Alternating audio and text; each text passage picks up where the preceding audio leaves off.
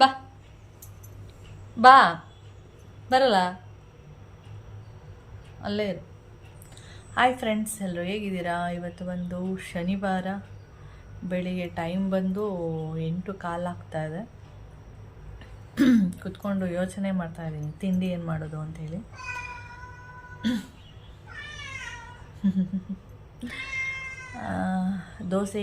ನೆನೆ ದೋಸೆ ಮಾಡಿದ್ನಲ್ಲ, ಅದ್ರ ಹಿಟ್ಟಿದೆ. ಅದಕ್ಕೆ ಇವತ್ತು ಈರುಳ್ಳಿ ಎಲ್ಲ ಕಟ್ ಮಾಡಿಬಿಟ್ಟು ಈರುಳ್ಳಿ ದೋಸೆ ಹಾಕ್ಕೊಡೋಣ ಅಂತ ಅಂದ್ಕೊಂಡಿದ್ದೀನಿ. ಹಾಗೆ ಚಟ್ನಿ ಮಾಡಿಬಿಟ್ಟು ಈರುಳ್ಳಿ ದೋಸೆ ಹಾಕ್ಕೊಂಡು ತಿನ್ನೋಣ ಅಂತ. ಮಧ್ಯಾಹ್ನಕ್ಕೆ ಏನು ಮಾಡೋದು ಅಂತ ಗೊತ್ತಿಲ್ಲ, ಇನ್ನು ನಾನ್ ವೆಜ್ ತರ್ತಾರೆ ಅಂತ ಗೊತ್ತಿಲ್ಲ. ಹಾಗೆ ಇವತ್ತು ಬಕ್ರೀದ್ ಹಬ್ಬ. ಯಾರೆಲ್ಲ ಮುಸಲ್ಮಾನರು ಅಂದರೆ ಮುಸ್ಲಿಮ್ಸ್ ಯಾರೆಲ್ಲ ನನ್ನ ವೀಡಿಯೋಸ್ ನೋಡ್ತಿದ್ದೀರಾ ಅವರಿಗೆಲ್ಲ ಬಕ್ರೀದ್ ಹಬ್ಬದ ಶುಭಾಶಯಗಳು. ಓಕೆ, ನೋಡೋಣ ಏನು ಮಾಡೋದು ಏನು ಗೊತ್ತಿಲ್ಲ. ಮೊನ್ನೆ ನನ್ನ ಪ್ರಕಾರ ಫಿಶ್ ತರ್ತೀನಿ ಅಂತಾರೆ, ನನಗೆ ಗೊತ್ತು. ಇವಾಗ ತಿಂಡಿ ತಿಂದ್ಕೊಂಡು ಡಿಸೈಡ್ ಮಾಡಬೇಕು. ಹಾಗೆ ನಾನು ಡಿ-ಮಾರ್ಟ್ಗೆ ಹೋಗಬೇಕು. ತುಂಬ ದಿನ ಆಯಿತು ಡಿ-ಮಾರ್ಟ್ಗೆ ಹೋಗಿ, ಅಂದರೆ ಸುಮ್ಮನೆ ಹೋಗೋದಲ್ಲ, ದಿನಸಿ ಎಲ್ಲ ತೊಗೊಳೋದಕ್ಕೆ ಹೋಗಬೇಕು.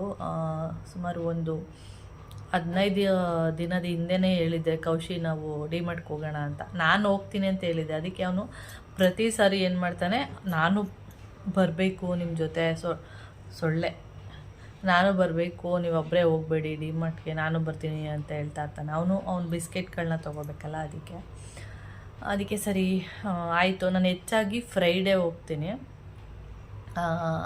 ಶನಿವಾರ ಮತ್ತು ಭಾನುವಾರ ಯಾವಾಗಲೂ ಡಿ-ಮಾರ್ಟ್ಗಂತೂ ಹೋಗಲ್ಲ. ಹೋದರೆ ಏನಾಗ್ಬಿಡುತ್ತೆ ಅಂದರೆ ಫುಲ್ಲು ರಶ್ ಇರ್ತಾರೆ, ಏನು ತೊಗೊಳೋದಕ್ಕೂ ಆಗಲ್ಲ. ಮತ್ತು ಅಲ್ಲಿ ಬಿಲ್ ಮಾಡಿಸೋದಕ್ಕೆ ತುಂಬ ಟೈಮ್ ಬೇಕು, ನಿಂತ್ಕೊಂಡು ಬಿಲ್ ಮಾಡಿಸೋದಕ್ಕೆ. ಅದಕ್ಕೆ ನಾನು ಹೆಚ್ಚಾಗಿ ಶನಿವಾರ ಭಾನುವಾರ ಹೋಗಲ್ಲ. ಏನಾದರೂ ಎಮರ್ಜೆನ್ಸಿ ಇದೆ, ಹೋಗಲೇಬೇಕು ಅಂದಾಗ ಮಾತ್ರ ಶನಿವಾರ ಭಾನುವಾರ ಹೋಗ್ತೀನಿ. ಇಲ್ಲಾಂದರೆ ಶುಕ್ರವಾರ ಸಂಜೆ ಹೋಗ್ತೀನಿ, ನೈಟು, ಅಂದರೆ ಒಂದು 7 o'clock 6 ಆ ಥರ. ಯಾಕೆ ಶುಕ್ರವಾರ ಹೋಗ್ತೀನಿ ಅಂದರೆ, ಶುಕ್ರವಾರ ಶನಿವಾರ ಭಾನುವಾರ ಹೋದರೆ ಏನಂದರೆ ಈ ಬಟ್ಟೆಗಳು ಅದೆಲ್ಲ ಚೆನ್ನಾಗಿ ಸಿಗುತ್ತೆ. ಅಂದರೆ ಶನಿವಾರ ಭಾನುವಾರ ಹೆಚ್ಚು ಜನಗಳು ಬರೋದ್ರಿಂದ ಶನಿವಾರ ಭಾನುವಾರ ಏನು ಮಾಡ್ತಾರೆ ಅಂದರೆ ದಿನಸಿ ಇರ್ಬೋದು ಅದೆಲ್ಲ ಏನು ಮಾಡ್ತಾರೆ, ಕಂಪ್ಲೀಟಾಗಿ ಶುಕ್ರವಾರನೇ ಏನು ಮಾಡ್ತಾರೆ ಅಂದರೆ ಏನೇನು ಖಾಲಿ ಆಗಿದೆ ಅದನ್ನೆಲ್ಲ ಇದು ಮಾಡ್ತಾರೆ. ಯಾಕಂದರೆ ಶನಿವಾರ ಭಾನುವಾರ ಜನಗಳು ಬರ್ತಾರಂತ ಅವ್ರಿಗೂ ಗೊತ್ತಿರುತ್ತೆ. ಅದಕ್ಕೆ ಶುಕ್ರವಾರನೇ ಏನು ಮಾಡ್ತಾರೆ, ಬಟ್ಟೆಗಳು ಅಷ್ಟೇ ಚೆನ್ನಾಗಿರೋದೆಲ್ಲ ಸಿಗುತ್ತೆ. ಸ್ವಲ್ಪ ಬೇರೆ ದಿನಕ್ಕೆ ಹೋಲಿಸ್ಕೊಂಡ್ರೆ, ನಾನು ಸುಮಾರು ಸರಿ ನೋಡಿದ್ದೇನಲ್ವ, ಬೇರೆ ದಿನಕ್ಕೆ ಹೋಲಿಸ್ಕೊಂಡ್ರೆ ಶನಿವಾರ ಭಾನುವಾರ ಬಟ್ಟೆಗಳು ಮತ್ತು ಈ ಬೆಡ್ಶೀಟ್ಗಳು, ಕರ್ಟನ್ಗಳು, ನೀವು ಟವಲ್ಗಳು ನೋಡ್ತೀರಾ, ಆ ಥರದ್ದೆಲ್ಲ ಸ್ವಲ್ಪ ವೆರೈಟಿ ಇರುತ್ತೆ ಶನಿವಾರ ಭಾನುವಾರ. ಬೇರೆ ದಿನ ಹೋದರೆ ಆ ಥರ ಇರಲ್ಲ, ಯಾಕೆಂದರೆ ಬೇರೆ ದಿನ ಅಷ್ಟು ಜನಗಳು ಬರಲ್ಲ. ಮತ್ತು ಶನಿವಾರ ಭಾನುವಾರ ಆದರೆ ತುಂಬ ಜನ ಬರ್ತಾರೆ. ಅದರಿಂದ ಅದು ಶನಿವಾರ ಭಾನುವಾರನೇ ಸುಮಾರು ಖಾಲಿಯಾಗೋಗಿರುತ್ತೆ. ಮತ್ತು ಬೇರೆ ಡಿಫ್ರೆಂಟಾಗಿ ವಸ್ತುಗಳು ಸಿಗುತ್ತೆ ಶನಿವಾರ ಭಾನುವಾರ. ಅದಕ್ಕೆ ಏನು ಮಾಡ್ತಾರೆ ಅವರು ಅಂದರೆ ಶುಕ್ರವಾರನೇ ಎಲ್ಲನೂ ತಂದು ಹಾಕಿರ್ತಾರೆ, ರೆಡಿ ಮಾಡಿರ್ತಾರೆ ಶನಿವಾರ ಭಾನುವಾರಕ್ಕೆ. ಅದಕ್ಕೆ ನಾವೇನು ಮಾಡ್ತೀವಿ, ಶುಕ್ರವಾರ ನೈಟ್ ಹೋದರೆ ನಮಗೆ ಜನಗಳು ಕಡಿಮೆ ಇರ್ತಾರೆ, ಮತ್ತು ಎಲ್ಲ ಬಟ್ಟೆಗಳೇನಾದ್ರು ನೋಡೋದಿದ್ರೆ ಅದು ಕೂಡ ಚೆನ್ನಾಗಿ ಸಿಗುತ್ತೆ ಅಂತೇಳಿ ಶುಕ್ರವಾರನೇ ಹೋಗ್ತೀನಿ. ಅಂದರೆ ಪ್ರತಿ ಸಾರಿ ಹೋದಾಗಲೂ ಬಟ್ಟೆ ಕೌಂಟ್ರು ಅಂದರೆ ಮೇಲಿದೆ. ಇವಾಗ ಫಸ್ಟ್ ಫ್ಲೋರ್ಗಿನ್ನ ಸೆಕೆಂಡ್ ಫ್ಲೋರಲ್ಲಿ ಬಟ್ಟೆಗಳದ್ದು ಶೂ, ಚಪ್ಪಲಿ ಈ ಥರದ್ದೆಲ್ಲ ಫಸ್ಟ್ ಫ್ಲೋರಲ್ಲಿ ಹಾಕಿದ್ದಾರೆ. ಗ್ರೌಂಡ್ ಫ್ಲೋರಲ್ಲಿ ಏನಂದರೆ ದಿನಸಿ ಐಟಮು, ಪಾತ್ರೆಗಳದೆಲ್ಲ ಗ್ರೌಂಡ್ ಫ್ಲೋರಲ್ಲಿ ಇರೋದು. ಫಸ್ಟ್ ಫ್ಲೋರಲ್ಲಿ ಈ ಥರದ್ದೆಲ್ಲ ಇದೆ. ಅಂದರೆ ವೆರೈಟಿ ಸಿಗುತ್ತೆ ಅಂತ ಅಷ್ಟೇ. ಭಾನುವಾರ ಶನಿವಾರ ಈ ಥರ ಹೋದರೆ ನೋಡ್ಬೋದು, ಡಿಫ್ರೆಂಟ್ ಆಗಿರೋದೆಲ್ಲ ಹಾಕ್ತಾರೆ. ಆದರೆ ಜನಗಳು ರಶ್ ಇರ್ತಾರೆ ಅಷ್ಟೇ, ಅದು ಬಿಟ್ಟರೆ ಇನ್ನೇನು ಇರೋದು. ಓಕೆ ಫ್ರೆಂಡ್, ನಾನು ಚಿಕನ್ ತೆಗೆದು ಸಿಂಕಲ್ಲಿ ಹಾಕಿ ಬಂದಿದ್ದೀನಿ. ಯಾಕೆಂದರೆ ಅದು ಅಂದರೆ ಫ್ರೀಝರಲ್ಲೇ ಇರುತ್ತಲ್ವ, ಅದು ಗಟ್ಟಿ ಇರುತ್ತೆ. ಕರ್ಗಿನೂ ಬಂದಮೇಲೆ ಹಾಕಬೇಕು ಅಂತ ನಾನು ಪ್ಲ್ಯಾನ್ ಇರೋದು. ನೋಡಿದ್ರೆ ಅದು ಇನ್ನೂ ಬಂದೇ ಇಲ್ಲ ಇವತ್ತು. ಅದಕ್ಕೆ ಇದು ಕಿರಿಸ್ತಾ ಇದೆ ನನಗೆ ಹಾಕಲಿ ಅಂತೇಳಿ. ನಾನು ಹಾಕಲ್ಲ, ಅದು ಬಂದ ಮೇಲೆ ಹಾಕಬೇಕು ಅಂದ್ಬಿಟ್ಟು ಈ ಥರ ಮಾಡಿದ್ದೀನಿ. ಹಾಗೆ ವೀಡಿಯೋಸ್ಗಳು ತುಂಬ ಇರೋದ್ರಿಂದ ಡೈಲಿ 2 ವೀಡಿಯೋನಾದ್ರು ಹಾಕಿ ವೀಡಿಯೋಸ್ನೆಲ್ಲ ಖಾಲಿ ಮಾಡಬೇಕು ಅಂತ ಆದಷ್ಟು ಟ್ರೈ ಮಾಡ್ತಾಯಿದ್ದೀನಿ. ಒಂದೊಂದು ದಿನ ಆಗುತ್ತೆ 2 ವೀಡಿಯೋ ಹಾಕೋದಕ್ಕೆ, ಒಂದೊಂದು ದಿನ ಆಗಲ್ಲ. ಆಗೋ ದಿನ 2 ವೀಡಿಯೋ ಹಾಕಿ ಮುಗಿಸೋಣ, ಆಗಿಲ್ಲ ಅಂದರೆ ಒಂದಾದರೂ ಹಾಕೋಣ ಅಂತೇಳಿ ವೀಡಿಯೋನ ಹಾಕ್ತಾ ಇದ್ದೀನಿ ಅಷ್ಟೇ. ಹಾಗೆ ನೈಟು ಯಾಕೋ ಗೊತ್ತಿಲ್ಲ ಕೆಟ್ಟ ಕೆಟ್ಟ ಕನಸೆಲ್ಲ ಬೀಳ್ತಾಯಿತ್ತು ನನಗೆ. ಅದೇ ಬೆಳಗ್ಗೆ ಎದ್ದ ತಕ್ಷಣ ಮೋಹನ್ ಮಾಮನಿಗೆ ಹೇಳ್ತಾ ಇದ್ದೆ, ಕೆಟ್ಟ ಕೆಟ್ಟ ಕನಸೆಲ್ಲ ಬರ್ತಾ ಇದೆ, ಏನಪ್ಪ ಎಲ್ಲಿಂದ ಕೆಟ್ಟ ಸುದ್ದಿ ಬರುತ್ತೋ ಏನೋ, ಇದೇ ಒಂಥರ ಭಯ ಆಗುತ್ತೆ. ಯಾವುದಾದ್ರೂ ಫೋನ್ ಕಾಲೆಲ್ಲ ಬಂದುಬಿಟ್ರೆ ಏನೋ ಬಂತು ಅನ್ನೋದೇ ಆ ಥರ ಆಗಿಬಿಡುತ್ತೆ. ಓಕೆ ಫ್ರೆಂಡ್ಸ್, ಹಾಗೆ ನಾನು ಐಬ್ರೋ ಮಾಡಿ 20 ಡೇಸ್ ಆಗಿದೆ ನೋಡಿ. 20 ಡೇಸ್ಗೆ ಇಷ್ಟು ಏರ್ ಎಲ್ಲ ಬಂದಿರುತ್ತೆ. ಅದನ್ನ ರಿಮೂವ್ ಮಾಡಬೇಕು, ಮಾಡೋಣ. ಓಕೆ, ಮೋಹನ್ ಮಾಮ ಬಂದರು, ಅಂದರೆ ವಾಕೆಲ್ಲ ಮುಗಿಸ್ಕೊಂಡು ಬಂದರು. ಬಂದಮೇಲೆ ನಾನು ಅವರಿಗೆ ಕೇಳಿದೆ, ಈ ಥರ ದೋಸೆ ಇಟ್ಟಿದೆ, ದೋಸೆ ಮಾಡಲಾ ಅಥವಾ ಏನಾದರೂ ಬೇರೆ ಏನಾದರೂ ಮಾಡಬೇಕಾ ಅಂತ ಕೇಳಿದೆ. ಅದಕ್ಕೆ ಸರಿ ಆಯಿತು ದೋಸೆ ಮಾಡು ಅಂತ ಅಂದರು. ಅದಕ್ಕೆ ಈರುಳ್ಳಿ ದೋಸೆ ಮಾಡಿಬಿಡ್ತೀನಿ ಅಂತ ಹೇಳಿದೆ. ಸರಿ ಹಾಗೆ ಮಾಡು ಅಂತ ಹೇಳಿದ್ರು. ಅದಕ್ಕೆ ನಾನಿವಾಗ ಈರುಳ್ಳಿ ದೋಸೆ ಮಾಡೋಣ ಅಂತೇಳಿ ಮಾಡ್ತಾಯಿದ್ದೀನಿ. ಈರುಳ್ಳಿ ದೋಸೆ ಮಾಡೋದಕ್ಕೆ ಈ ಚಾಪರ್ ಇದೆಯಲ್ಲ, ಇದನ್ನು ನಾನು ಒಂದು 2ರಿಂದ 3 ಬಾರಿ ಅಷ್ಟೇ ಯೂಸ್ ಮಾಡಿರೋದು. ಅದಾದಮೇಲೆ ಮತ್ತೆ ನಾನು ಆ ಚಾಪರ್ನ ಯೂಸೇ ಮಾಡಿಲ್ಲ. ಅದಕ್ಕೆ ಇವತ್ತು ಈರುಳ್ಳಿ ದೋಸೆ ಮಾಡೋಣ ಅಂದ್ಬಿಟ್ಟು ಆ ಚಾಪರ್ನ ಯೂಸ್ ಮಾಡೋಣ ಅಂತೇಳಿ ಇಲ್ಲಿ ಚಾಪರ್ನ ಯೂಸ್ ಮಾಡ್ಕೊತಾ ಇದ್ದೀನಿ, ಅಂದರೆ ಕಟ್ ಮಾಡೋದಕ್ಕೆ. ಇಲ್ಲಿ ನೀವು ಏನೇ ಈ ಚಾಪರ್ಗೆ ಏನೇ ಒಂದು ತರಕಾರಿ ಅಥವಾ ಈರುಳ್ಳಿ ಟೊಮೆಟೊ ಏನೇ ಹಾಕಿದ್ರೂ ಉಂಡೆ ಉಂಡೆ ಹಾಕ್ಬೇಡಿ. ಆದಷ್ಟು ಸಣ್ಣದಾಗಿ, ಒಂದು ಮೀಡಿಯಮ್, ತುಂಬ ಸಣ್ಣದಾಗಿಲ್ಲ, ಒಂದು ಮೀಡಿಯಮ್ ಆಗಿ ಕಟ್ ಮಾಡಿ ಹಾಕಿದ್ರೆ ಬೇಗ ಏನಾಗುತ್ತೆ, ಅದು ಕಟ್ಟಾಗುತ್ತೆ. ನಾವು ಜಾಸ್ತಿ ಉಂಡೆ ಉಂಡೆ ಥರನೇ ಮಾಡಿಬಿಟ್ರೆ ಏನಾಗುತ್ತೆ, ಅದು ಕಟ್ಟಾಗಲ್ಲ, ತುಂಬ ಟೈಮ್ ತಗೊಳ್ಳುತ್ತೆ. ಆಮೇಲೆ ಇದು ಒಂದೊಂದು ಚಾಪರ್ ಹೇಗೆ ಅಂದರೆ ಥ್ರೆಡ್ ಇರುತ್ತೆ, ಥ್ರೆಡ್ ತೊಗೊಂಡು ಎಳೆಯುವಂಥದ್ದು. ಅದು ನನಗೆ ಸ್ವಲ್ಪ ಕಷ್ಟ ಅನಿಸುತ್ತೆ. ಇನ್ನೊಂದು ಥರನೂ ಇದೆ, ಅದು ಬಂದು ಈ ಸೈಕಲ್ಲು ಪೆಡಲ್ ಒತ್ತುತ್ತೀವಿ ನೋಡಿ, ಆ ಥರ ಇದೆ. ಅದನ್ನು ಕೈಯಲ್ಲಿ ತಿರುಗುವಂಥದ್ದು. ಅದು ಅಷ್ಟು ಕಷ್ಟ ಅನಿಸುತ್ತೆ, ನನಗೆ ಇಷ್ಟ ಆಗಲ್ಲ. ಯಾಕೆಂದರೆ ಅದು ಕೈಯಲ್ಲಿ ತಿರುಗಿಸ್ಬೇಕಲ್ವ, ಕಷ್ಟ ಆಗುತ್ತೆ. ಇದು ಬಂದು ಸ್ವಲ್ಪ ಓಕೆ, ಚೆನ್ನಾಗಿದೆ, ನನಗೆ ಇಷ್ಟ ಆಯಿತು. ಇದೇನು ಪ್ರೆಸ್ ಮಾಡುವಂಥದ್ದು, ನಾವೆಷ್ಟು ದಪ್ಪಾಗಿ ಏನಾದರೂ ಹಾಕಿದ್ರೆ ಸ್ವಲ್ಪ ಕಷ್ಟ ಆಗುತ್ತೆ ಅದು ಪ್ರೆಸ್ ಮಾಡೋದಕ್ಕೆ. ಅದಕ್ಕೆ ನಾನು ಹೇಳಿದ್ದು ಆದಷ್ಟು ಮೀಡಿಯಮಾಗಿ ಕಟ್ ಮಾಡಿ ಹಾಕಿದ್ರೆ ಈ ಥರ ಪ್ರೆಸ್ ಮಾಡೋದಕ್ಕೆ ಈಸಿ ಆಗುತ್ತೆ, ಮತ್ತು ಬೇಗ ಕೂಡ ಅದು ಕಟ್ಟಾಗುತ್ತೆ. ಇವಾಗ ನಾನು ಇದನ್ನೆಲ್ಲ ಕಟ್ ಮಾಡಿ ಆಯಿತು. ಇವಾಗ ನೋಡಿ ಇಷ್ಟು ಸಾಕು ನನಗೆ ಫಸ್ಟ್ ಅನ್ನಿಸ್ತು ಕೊತ್ತಂಬರಿ ಸೊಪ್ಪು ಮತ್ತು ಹಸಿಮೆಣ್ಸಿನ್ಕಾಯಿ ಎರಡು ಗ್ರೀನ್ ಆಗಿರೋದ್ರಿಂದ ಹೆಚ್ಚಾಗಿ ಕೊತ್ತಂಬರಿ ಸೊಪ್ಪೇ ಕಾಣಿಸ್ತಾ ಇದೆಯಲ್ಲ ಅಂತ ಅನ್ನಿಸ್ತಾಯಿತ್ತು. ಆಮೇಲೆ ಮಿಕ್ಸ್ ಮಾಡಿದ ಮೇಲೆ ಆ ಥರ ಏನೂ ಅನ್ನಿಸ್ಲಿಲ್ಲ. ಇವಾಗ ಸ್ವಲ್ಪ ದೋಸೆ ಹಿಟ್ಟಿರೋದ್ರಿಂದ ಇವಾಗ ಅದನ್ನು ಮಿಕ್ಸ್ ಮಾಡ್ತಾ ಇದ್ದೀನಿ. ಈ ರೀತಿಯೂ ಕೂಡ ಮಾಡ್ಕೋಬೋದು, ಇಲ್ಲಾಂದರೆ ದೋಸೆ ಎಲ್ಲ ಹಾಕ್ಬಿಟ್ಟು ಅದ್ರ ಮೇಲೆ ನೀವು ಈರುಳ್ಳಿ ಈಗೇನು ಕಟ್ ಮಾಡಿ ಇಟ್ಕೊಂಡಿದ್ದೀರಾ ಅದನ್ನು ಬೇಕಾದರೆ ಉದುರಿಸ್ಬೋದು. ಅದು ನಿಮ್ಮ ಚಾಯ್ಸು, ನಿಮಗೆ ಯಾವ ಥರ ಇಷ್ಟ ಆಗುತ್ತೆ ಆ ಥರ ಮಾಡ್ಬೋದು. ನನಗೆ ಅದು ದೋಸೆ ಹಾಕೋದು ಮತ್ತು ಉದುರಿಸೋದು ಅದು ಒಂಥರ ಹಿಂಸೆ ಅನಿಸುತ್ತೆ. ಅದೇ ಚೆನ್ನಾಗಿರುತ್ತೆ ಆ ಥರ ಮಾಡಿದ್ರೆ, ಅದೇ ಥರನೇ ಮಾಡೋದು. ನನಗೆ ಸ್ವಲ್ಪನೇ ಅಲ್ವ ಇಟ್ಟಿದ್ದಿದ್ದು, ಮತ್ತು ಮೋಹನ್ ಮಾಮ ನಾನು ಇಬ್ಬರೇ ಇರೋದ್ರಿಂದ ಈ ಥರನೇ ಮಾಡ್ಕೊಳ್ಳೋಣ ಅಂದ್ಬಿಟ್ಟು ಇಲ್ಲಿ ನಾನು ಮಿಕ್ಸ್ ಮಾಡಿಬಿಡ್ತಾ ಇದ್ದೀನಿ ಅಷ್ಟೇ.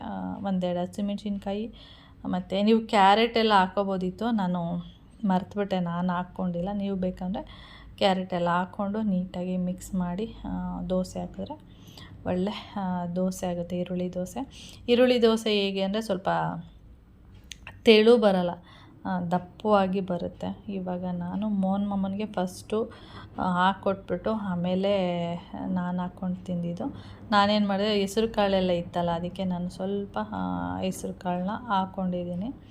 ಮೋಹನ್ ಮಾಮನಿಗೂ ಒಂದೆರಡು ದೋಸೆಗೆ ಹಾಕ್ಕೊಟ್ಟೆ, ಇನ್ನೊಂದು ಸ್ವಲ್ಪ ಕಾಳಿತ್ತಲ್ಲ ಅಂಥೇಳಿ ನಾನು ಸ್ವಲ್ಪ ಹಾಕ್ಕೊಂಡು ತಿಂತಾಯಿದ್ದೀನಿ. ಹಾಗೆ ರಾತ್ರಿ ಮಾಮ ಬರಬೇಕಾದ್ರೆ ವಡೆ ತೊಗೊಬಂದಿದ್ರು, ಅದರಲ್ಲಿ ಒಂದೆರಡು ವಡೆ ಉಳಿದಿತ್ತು. ಅದರಲ್ಲಿ ನನಗೊಂದು ಮತ್ತು ಮೋಹನ್ ಮಾಮನಿಗೊಂದು ಹಾಕ್ಕೊಟ್ಬಿಟ್ಟು ಇವಾಗ ನಾನು ಕೂಡ ತಿಂಡಿನ ತಿಂತಾ ಇದ್ದೀನಿ.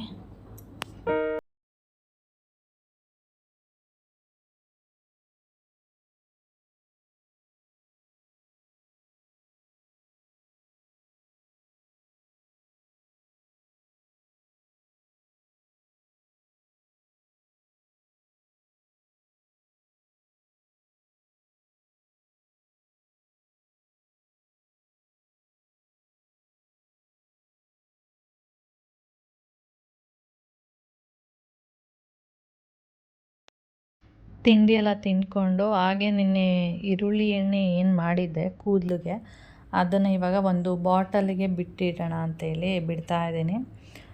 ನಾನು ಅದನ್ನು ಕೂಲ್ ಆಗಲಿ ಅಂದ್ಬಿಟ್ಟು ಫ್ರಿಜ್ ಮೇಲೆ ಇಟ್ಟಿದ್ದೆ. ಅದು ಮತ್ತು ನಾಳೆ ಒಂದು ಬಾಟಲಿಗೆ ಹಾಕಿದ್ರೆ ಆಯಿತು ಅಂತೇಳಿ. ಈ ಬಾಟಲನ್ನ ನೆನ್ನೆ ಚೆನ್ನಾಗಿ ತೊಳೆದ್ಬಿಟ್ಟು ಬಿಸಿಲಲ್ಲಿ ಇಟ್ಟಿದ್ದೆ, ಚೆನ್ನಾಗಿ ಡ್ರೈ ಆಗಲಿ ಅಂತೇಳಿ. ನಾನು ಅಂದ್ಕೊಂಡೆ ಫಸ್ಟು ಇದ್ರ ತುಂಬ ಎಲ್ಲ ಆಗಿ ಮತ್ತೆ ಉಳ್ಕೊಳ್ಳುತ್ತೆ ಎಣ್ಣೆ ಅಂತ ಅಂದ್ಕೊಂಡಿದ್ದೆ. ಯಾಕೆಂದರೆ ಹರಳೆಣ್ಣೆ ಮತ್ತು ಕೊಬ್ಬರಿ ಎಣ್ಣೆ ಎಲ್ಲ ಹಾಕಿದ್ನಲ್ಲ, ಅದರಿಂದ ಜಾಸ್ತಿ ಆಗುತ್ತೆ ಅಂತ ಅಂದ್ಕೊಂಡಿದ್ದೆ. ನೋಡಿದರೆ ಇದು ಈ ಬಾಟ್ಲು ಫುಲ್ಲು ಆಗಲೇ ಇಲ್ಲ. ನಾನು ಅಂದ್ಕೊಂಡಿದ್ದೆಲ್ಲ ಸುಳ್ಳಾಯಿತು ಅಂತ ಅಂದ್ಕೊಂಡೆ. ಆದರೆ ಇನ್ನೊಂದೇನೆಂದರೆ, ಈ ಥರ ಏರ್ ಆಯಿಲೆಲ್ಲ ಮಾಡ್ಕೊಳ್ಳುವಾಗ ನೀವು ಏನಾದರೂ ಯೂಸ್ ಮಾಡಿ ಅಂದರೆ ಈಗ ಆಲೋವೆರಾ, ಈರುಳ್ಳಿ ಮತ್ತು ನೆಲ್ಲಿಕಾಯಿ ಈ ಥರದ್ದೆಲ್ಲ ಯೂಸ್ ಮಾಡ್ತೀರಲ್ಲ, ನಿಮಗೆ ಯಾವುದು ಅಡ್ಜಸ್ಟ್ ಆಗಿದೆ ಅದೇ ಥರನೇ ಯೂಸ್ ಮಾಡ್ಕೊಳ್ಳಿ. ಆದರೆ ತುಂಬ ಮಾಡಿದರೆ ಅದು ಅಷ್ಟೊಂದು ಎಫೆಕ್ಟ್ ಕೊಡಲ್ಲ ಅಂತಾರೆ. ನಾವೇನಂದರೆ ಅವಾಗವಾಗ ಮಾಡೋದಕ್ಕೆ ಅದು ಸ್ವಲ್ಪ ಹಿಂಸೆ ಅನಿಸುತ್ತೆ ಅಂದ್ಬಿಟ್ಟು ಒಂದು ಸರಿಗೆ ಒಂದು ಅರ್ಧ ಲೀಟ್ರು ಆ ಥರ ಎಲ್ಲ ಮಾಡಿ ಇಟ್ಕೊಬಿಡ್ತೀವಿ. ಅದೇನಂದರೆ 1 ವರ್ಷ ತನಕ ಬಂದುಬಿಡುತ್ತೆ. ಆದಷ್ಟು ಕಡಿಮೆ ಮಾಡಿ ಯೂಸ್ ಮಾಡಿದ್ರೆ ಕೂದಲಿಗೂ ಕೂಡ ಒಳ್ಳೆಯ ಎಫೆಕ್ಟ್ ಕೊಡುತ್ತೆ. ಅಂದರೆ ಚೆನ್ನಾಗಿ ಅದರಲ್ಲಿರುವಂಥ ಏನು ಹಾಕಿರ್ತೀವಿ ನಾವು ಆ ಗುಣಗಳೆಲ್ಲ ಸಿಗುತ್ತೆ ಅಂತ. ಆದರೆ ನಾವೆಲ್ಲ ಏನು ಮಾಡ್ತೀವಿ ಅಂದರೆ ಒಂದು ಅರ್ಧ ಲೀಟ್ರೆಲ್ಲ ಮಾಡಿ ಇಟ್ಕೊಬಿಡ್ತೀವಿ. ಅದು ತುಂಬ ದಿನ ಬರುತ್ತೆ. ಅಂದರೆ ತುಂಬ ಜನ ಇದ್ದರೆ ಓಕೆ, ಇಬ್ಬರು ಒಬ್ಬರು ಇದ್ದರೆ ಅದು ಬೇಗ ಖಾಲಿ ಆಗಲ್ಲ ಅಷ್ಟೆ. ಓಕೆ, ಇವಾಗ ಬಾಟ್ಲಿಗೆ ಎಣ್ಣೆ ಎಲ್ಲ ತುಂಬಿಸಿ ಇಟ್ಬಿಟ್ಟು 1/4 ಬಾಟಲ್ ಅಷ್ಟೇ ಆಗಿದ್ದು. ಅದಾದಮೇಲೆ ಈರುಳ್ಳಿ ಏನಿದೆ ಅದು ಏನಾಗುತ್ತೆ ಅಂದರೆ ಪ್ರೆಸ್ ಮಾಡಿದ್ರೆ ಸಾಕು, ಕೈಯಲ್ಲಿ ಹಿಂಡೋಣ ಅಂದರೆ ಹಿಂಡೋಕ್ಕಾಗ್ತಾಯಿಲ್ಲ. ಅದು ಪ್ರೆಸ್ ಮಾಡಿದ್ರೆ ಪುಡಿ ಆಗ್ತಾಯಿದೆ. ಅದಕ್ಕೆ ಏನು ಮಾಡೋದು ಅಂತ ಗೊತ್ತಾಗಲಿಲ್ಲ. ಅದಕ್ಕೆ ಇವಾಗ ಒಂದು ರೌಂಡು ಮಿಕ್ಸಿನಲ್ಲಿ ರುಬ್ಬಿಟ್ಟು ಅದನ್ನು ಒಂದು ಬೌಲ್ಗೆ ಹಾಕಿ ಇಟ್ಬಿಟ್ರೆ ಅದೇನಾಗುತ್ತೆ, ತಿಳಿ ಆಗುತ್ತೆ. ತಿಳಿ ಆದಮೇಲೆ ಏನು ಹೇಳ್ತೀವ, ಈರುಳ್ಳಿದು ಸಿಪ್ಪೆ ಅದೇನಿದೆ ಗಷ್ಟ ಥರ ಅದೆಲ್ಲ ಕೆಳಗಡೆ ಹೋಗಿ ಕೂತ್ಕೊಳ್ಳುತ್ತೆ, ಮತ್ತು ಎಣ್ಣೆ ಬಂದು ಮೇಲೆ ಕೂತ್ಕೊಳ್ಳುತ್ತೆ. ಆ ಥರ ಎಲ್ಲ ಆಗುತ್ತೆ. ಅದಕ್ಕೆ ಇದನ್ನು ಒಂದ್ಸರಿ ಟ್ರೈ ಮಾಡೋಣ. ಯಾಕೆಂದರೆ ನನಗೂ ಗೊತ್ತಿಲ್ಲ, ಅದನ್ನು ಹಿಂಡೋದಕ್ಕೆ ಆಗ್ತಾ ಇರಲಿಲ್ವಲ್ಲ, ಅದಕ್ಕೆ ಈ ರೀತಿ ಟ್ರೈ ಮಾಡೋಣ ಅಂಥೇಳಿ ಈ ರೀತಿಯಾಗಿ ಅದನ್ನು ರುಬ್ಬಿಟ್ಟು ಒಂದು ಬೌಲಲ್ಲಿ ಹಾಕಿಡೋಣ ಅಂಥೇಳಿ ಈ ಕೆಲಸನ ಇಲ್ಲಿ ಮಾಡ್ತಾಯಿದ್ದೀನಿ.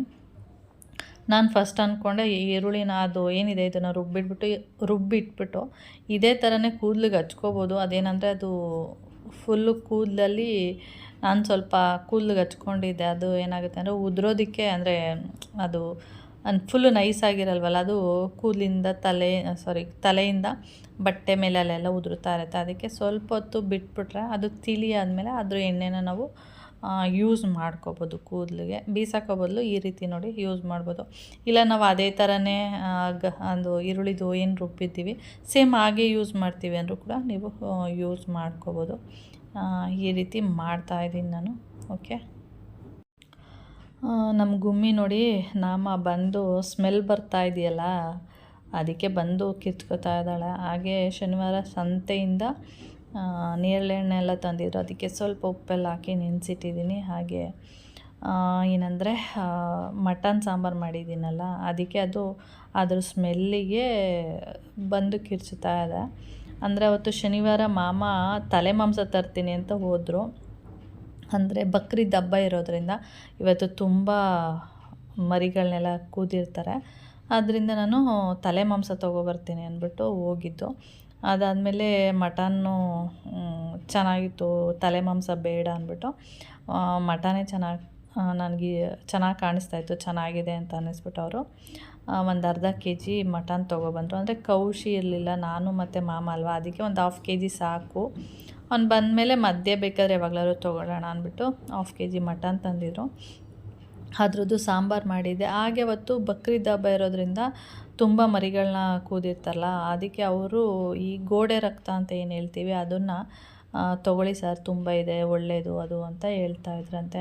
ಯಾವಾಗಲಾದರೂ ಒಂದೊಂದ್ಸರಿ ಒಂದು ತೊಗೊಬರ್ತಾರೆ ಅಂತಂದರೆ ಅದನ್ನು ತವಾ ಫ್ರೈ ಎಲ್ಲ ಮಾಡ್ತೀನಿ. ಅದು ಸ್ವಲ್ಪ ಕಷ್ಟನೇ ನನಗೆ. ಈ ಗೋಡೆ ರಕ್ತ ಲೀವರೆಲ್ಲ ಆದರೆ ಓಕೆ, ಸಾಂಬಾರು ಮಾಡ್ಬೋದು, ಇಲ್ಲಾಂದರೆ ಸ್ವಲ್ಪ ಪೆಪ್ಪರ್ ಲೀವರ್ ಥರ ಮಾಡ್ಬೋದು. ಈ ಗೋಡೆ ರಕ್ತ ಎಲ್ಲ ತಂದುಬಿಟ್ರೆ ಸ್ವಲ್ಪ ಕಷ್ಟ. ಆಮೇಲೆ ಅದು 4 ಪೀಸ್ ತಂದಿದ್ದಾರೆ ಗೋಡೆ ರಕ್ತ. ಆಮೇಲೆ ಅದನ್ನು ಚೆನ್ನಾಗಿ ತೊಳೆದು ಅದನ್ನು ಫಸ್ಟು ಒಂದು ಬೌಲಲ್ಲಿ ಒಂದು 20ರಿಂದ ಒಂದು 25 ನಿಮಿಷ ಚೆನ್ನಾಗಿ ಬೇಯಿಸಿದ್ದೀನಿ. ಅದೆಷ್ಟೇ ಬೇಯಿಸಿದ್ರೂ ಒಂಥರ ಇರುತ್ತೆ, ಅದಕ್ಕೆ ಅದು ಬೇಜಾರು ನನಗೆ ಮಾಡೋದಕ್ಕೆ. ಆಮೇಲೆ ಅದನ್ನು ಚೆನ್ನಾಗಿ ಬೇಯಿಸಿ ಅದಾದಮೇಲೆ ನಾನು ಅದನ್ನು ಮತ್ತೆ ಸಣ್ಣದಾಗಿ ಕಟ್ ಮಾಡಿಕೊಂಡು, ನೀವು ಪೆಪ್ಪರ್ ಚಿಕನ್ ಯಾವ ಥರ ಮಾಡ್ತೀರಾ ಸೇಮ್ ಹಾಗೇ ನಾನು ಇಲ್ಲಿ ಅದು ಗೋಡೆ ರಕ್ತನ ಫ್ರೈ ಮಾಡ್ತಾ ಇರುವಂಥದ್ದು. ಫಸ್ಟು ಸ್ವಲ್ಪ ಎಣ್ಣೆ, ನಾನು ತವ ಮೇಲೆ ಮಾಡಿಬಿಡೋಣ ಸ್ವಲ್ಪ ಇದೆ ಅಂತ ಅಂದ್ಕೊಂಡೆ. ಆಮೇಲೆ ಅನ್ನಿಸ್ತು ತವ ಮೇಲೆ ಮಾಡಬಾರ್ದಿತ್ತು, ಮಾಮೂಲಿ ಒಂದು ಪಾತ್ರೆಯಲ್ಲೇ ಮಾಡಬೇಕಿತ್ತು ಅಂತ. ಇದು ಲೈಟಾಗಿ ಹೇಳ್ತೀನಿ ನೋಡಿ, ಸಿಂಪಲ್ಲಾಗಿ ಒಂದು ಸ್ವಲ್ಪ ಎಣ್ಣೆ ಬಿಟ್ಟು ಹಸಿಮೆಣ್ಸಿನ್ಕಾಯಿ, ಕರಿಬೇವು ಮತ್ತು ಈರುಳ್ಳಿ ಎಲ್ಲ ಚೆನ್ನಾಗಿ ಫ್ರೈ ಆದಮೇಲೆ ಅದಕ್ಕೆ ಶುಂಠಿ ಬೆಳ್ಳುಳ್ಳಿ ಪೇಸ್ಟ್ ಎಲ್ಲ ಹಾಕ್ಬಿಟ್ಟು ಫ್ರೈ ಮಾಡಿಬಿಟ್ಟು, ಆಮೇಲೆ ನೀವೇನು ಗೋಡೆ ರಕ್ತನೋ ಅಥವಾ ಲೀವರ್ ಇಟ್ಕೊಂಡಿರ್ತೀರ ಅದನ್ನು ಹಾಕಿ ಚೆನ್ನಾಗಿ ಮತ್ತೆ ಫ್ರೈ ಮಾಡಿಬಿಟ್ಟು ಅದಕ್ಕೆ ಸ್ವಲ್ಪ ಪೆಪ್ಪರು ಮತ್ತು ನಿಂಬೆಹಣ್ಣು ಮತ್ತು ಕೊತ್ತಂಬರಿ ಸೊಪ್ಪು, ಉಪ್ಪು ಎಲ್ಲ ಹಾಕ್ಬಿಟ್ಟು ಮತ್ತೆ ಒಂದು 2 ನಿಮಿಷ ಸಿಮ್ಮಲ್ಲಿ ಇಟ್ಬಿಟ್ರೆ ಅದು ಡ್ರೈ ಆಗುತ್ತೆ. ಅಂದರೆ ಗೋಡೆ ರಕ್ತ ಪೆಪ್ಪರ್ ಡ್ರೈ ಆಗುತ್ತೆ, ಚೆನ್ನಾಗಿರುತ್ತೆ, ಜಾಸ್ತಿ ತಿನ್ನೋಕ್ಕಾಗಲ್ಲ ಅಷ್ಟೇ. ಅದಾದಮೇಲೆ ಅವತ್ತು ನೋಡಿ, ಇದು ಬಂದು ಉಂಡೆ ನಾಮ ತುಂಬ ದಿನ ಆಗಿತ್ತು, ಸುಮಾರು ಒಂದು 20 ಡೇಸ್ ಮೇಲೆ ಆಗಿದೆ ಇದು ಹೋಗಿ, ಬಂದಿರಲಿಲ್ಲ. ಆವತ್ತು ಬಂದಿತ್ತು, ಅದಕ್ಕೆ ವೀಡಿಯೋ ಮಾಡ್ಕೊತಾ ಇದ್ದೀನಿ. ಈ ಬೆಕ್ಕೇನಂದರೆ ಈ 4 ಬೆಕ್ಕುಗಳಿತ್ತು ನೋಡಿ ನಮ್ಮ ಹತ್ರ, ಉಂಡೆ, ಕರ್ಗಿ, ನಾಮ ಮತ್ತು ಮೆಡ್ಡ ಬೆಕ್ಕು ಒಂದಿತ್ತಲ್ಲ, ಅದೆಲ್ಲದಕ್ಕಿಂತ ಇದು ಫುಲ್ಲು ನೀಟು. ಮತ್ತು ಇದ್ರ ಕೂದಲೇನು ಅಂದರೆ ತುಂಬ ಸಾಫ್ಟ್, ಅಂದರೆ ಸಾಫ್ಟ್ ಇರುತ್ತೆ. ಅದನ್ನು ಮುಟ್ಟೋದಕ್ಕೆ ಒಂದು ಚೆಂದ, ಮತ್ತು ಅದನ್ನು ನೋಡೋದಕ್ಕೂ ಅಷ್ಟೇ ಚೆನ್ನಾಗಿ ಕಾಣಿಸುತ್ತೆ. ಅದಕ್ಕೆ ಅವತ್ತು ಬಂದಿದೆ ಅಂತ ಅಂದ್ಬಿಟ್ಟು ಮತ್ತೆ ಇನ್ನೂ ಹೊಟ್ಟೋಗುತ್ತೇನೋ ಅಂದ್ಬಿಟ್ಟು ಅದಕ್ಕೆ ಒಂದು 1/4 ಪೀಸ್ನ ಹಾಕಿದೆ, ಅದು ತಿಂದ್ಕೊಂಡು ಇಲ್ಲೇ ಇದೆ ಇವಾಗ. ಮತ್ತೆ ಯಾವಾಗ ಹೋಗುತ್ತೆ ಏನೋ ಗೊತ್ತಿಲ್ಲ. ನಾನು ಹೇಳ್ತಾ ಇರ್ತೀನಿ ನೋಡಿ, ನಾಮನ ಒಂದು ಅವರಪ್ಪ ಬಂದು ಕಚ್ಚುತ್ತಾ ಇರ್ತಾನೆ ಅಂತ, ನೋಡಿ ಅದೇ ಅವರಪ್ಪ, ನೋಡಿ ಅಲ್ಲಿ ಕೂತ್ಕೊಂಡಿದೆ ಅದು. ಇದನ್ನು ನಾನು ಕಿಟಕಿ ಮೇಲೆ ಕೂರಿಸಿದ್ದೀನಿ ನೋಡಲಿ ಅಂತಾನೆ, ಹೆಂಗೆ ಗುರಾಯಿಸ್ತಿದೆ ಬಿಟ್ಟರೆ ಇವಾಗ ಅದು ಇದನ್ನು ಬಂದು ಕಚ್ಚೋ ಥರ ಇದೆ ನೋಡಿ, ಹೆಂಗಿದೆ ಅಂದರೆ. ಇಲ್ಲಿ ನಿಮಗೆ ವೀಡಿಯೋದಲ್ಲಿ ನೋಡುವಾಗ ಈ ಥರ ಇದೆ, ಅದನ್ನ ರಿಯಲಾಗಿ ನೋಡಬೇಕು ಎಷ್ಟು ದಪ್ಪ ಇದೆ ಗೊತ್ತಾ, ತುಂಬ ದಪ್ಪ ಇದೆ. ಇದು ನೋಡಿ ಇಲ್ಲಿ ಕೂತ್ಕೊಂಡು ನೋಡ್ತಾ ಇರೋದು. ಆಮೇಲೆ ಇದನ್ನು ಕರೆದ್ರೂ ಇದು ಬರ್ತಾ ಇಲ್ಲ ನೋಡಿ, ಹೆಂಗೆ ಕೂತ್ಕೊಂಡು ನೋಡ್ತಾ ಇದೆ.